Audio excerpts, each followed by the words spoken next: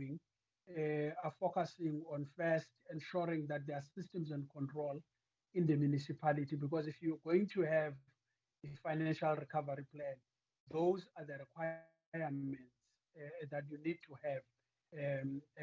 So commitment to help the municipality is there. It is as per the constitutional provisions.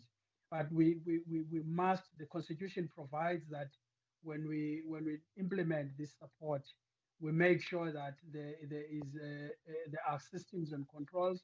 The municipality will be able to ensure that it delivers on its mandate, because the focus here is to make sure that municipality meets the basic services of delivering those basic services to the needs of our people.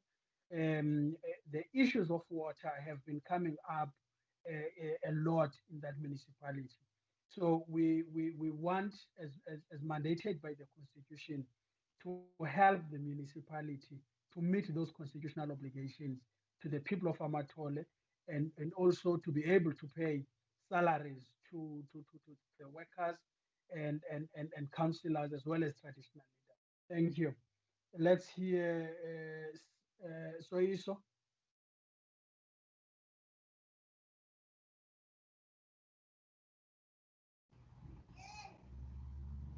Hello? Yes, you can speak, sir. Yeah, I wanted to know when the officials from national government as well as provincial government will be moving in, and whether this will be done on a virtual basis or whether they will set up shop at ADM offices. Look, the priority is to get working as soon as possible. The section that we were implementing, the section of the Constitution, means we are talking to the municipality to be in agreement on the technical team from national and provincial government to go there. We are not at the moment imposing that team. So as soon as we reach that agreement, which we optimistic that it will be soon, that team will start working. The work that we do is obviously guided by the COVID-19 regulations, which determine how people work. If the situation is going to allow people to work at the offices, that will be done. If the situation doesn't allow, they will work remotely. But note this, work will be done, and the reports that will be submitted, and these will be reports of work that is being done, not reports about what we think or what we plan or what we intend. The Executive Council wants to see change in Amathole, and that change will be seen through the improvement of basic services that are delivered to the people of Amathole. So that's a point that we would like to say. Other details will be communicated as work gets done. We can't at the moment talk more on what we don't know. Is there another hand? There are a lot of questions on the chat box. Um, there's one, has a time limit been placed on the intervention to measure if it is successful, and if not, will the EXCO proceed to act in terms of Section 139 5B to dissolve the council? Look, all options are on the table. I think that's the approach of the Executive Council. But the following steps to Section 139 5A require that you follow the section, the subsection A, because you have a responsibility to support the municipality. All other sections follow if the support is not implemented or the recovery plan is not implemented, and there are reasons that show to you that this must be implemented. If it is not implemented, you then have options that follow subsection A, and all those options are on the table. But we're optimistic that the leadership of the municipality will receive the support because they've requested government intervention on this, and the level of government that has to intervene when they're unable to meet their financial commitments, when they don't have funds to meet those commitments. We have to come in, look at the causal factors, and come up with a solution to those. So we're optimistic that this intervention will yield positive results, and the municipality will be able, through our support, will be able to get on its feet financially. That is the report then will go to EXCO every month on its meetings. If there's a need for a special meeting of the Executive Council, we will explore that option. But for now, the MEC will submit a regular report to the Executive Council on a monthly basis in that context. I can only see questions, colleagues, that are on the chat box of this meeting. As the news to on WhatsApp, I won't be able to see them. Then there's a question from Twaida, any disciplinary action to be taken against the management on mismanagement of funds. Look, the various acts or legislations provide for such. And at the moment, because we are implementing an intervention that puts the municipality into financial recovery, we will continue to communicate to the municipality actions that need to be taken according to relevant and applicable provisions of all these legislation, be it your MFMA, your regulations of the MFMA, and those at the moment, I think we should stress this, are actions that must be taken by structures of the municipal council.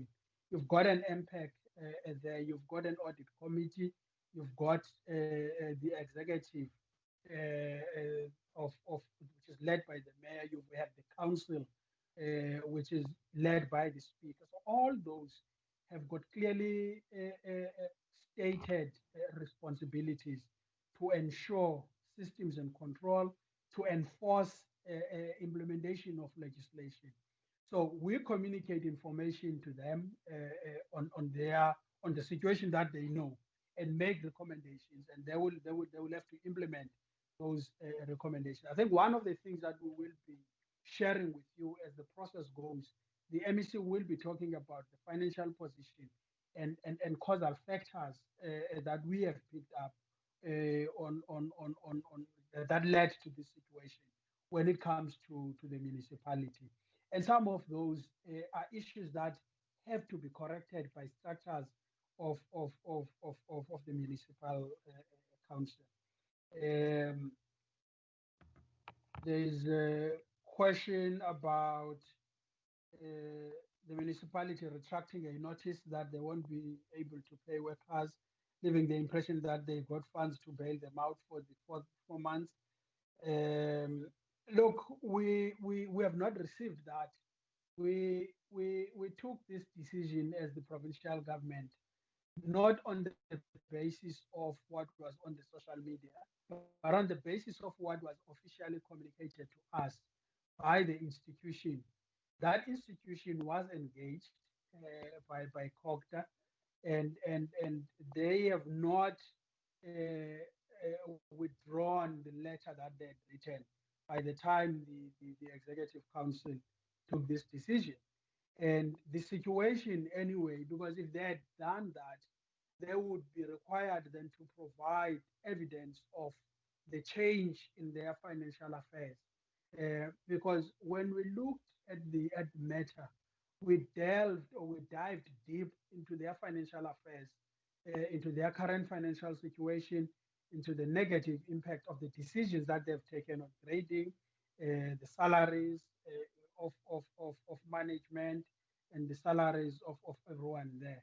and the organogram of the municipality. So this is not a matter that could be retracted or wished away. We are in this situation. The municipality has declared or admitted, as provided for by the section 139(5)(a) of the Constitution, that it is unable to meet its financial obligations. We don't have a record of them saying to provincial government, now we can meet this.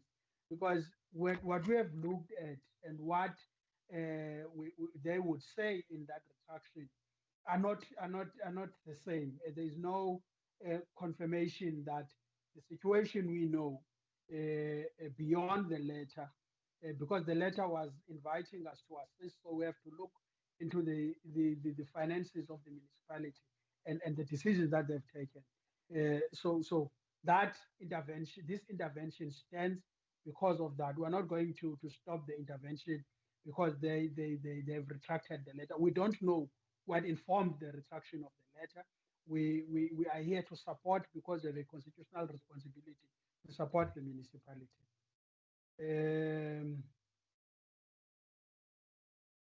There is a question: can the provincial government ensure that staff will get their salaries um, um, at the end of the month? Can provincial government assure the services will be rendered uninterrupted? Look, this is what we want to do. We invoking this section of the Constitution because we want to make sure that salaries are paid, that services are rendered to the people of Amathole by the municipality. We don't want a situation where people will go on without being remunerated for the work they do. So it's important to us that we do everything to make sure that salaries are honored and services are rendered. The service areas where there were challenges around water, for instance, those need to be restored fully in all municipal areas. Where there is drought, the interventions to support provision of water through delivery of water using tankers, some that were procured by different government departments, will have to continue, and those are the responsibilities of the municipality.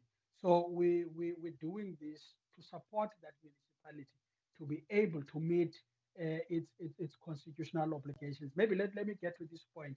There is no one in the provincial government who has an interest that is contrary to the constitution, who wants to bring the municipality to demise. We want to see the municipality flourishing, meeting its obligations, providing services to the people, attracting investment and economic development so that people of Amathole will continue having a better life and having a brighter future through the support of their municipality. So as the provincial government, this is what we are doing to support the municipality to meet its obligations. We don't have any other interests that are outside what we are tasked by the constitution of our country. I think that was the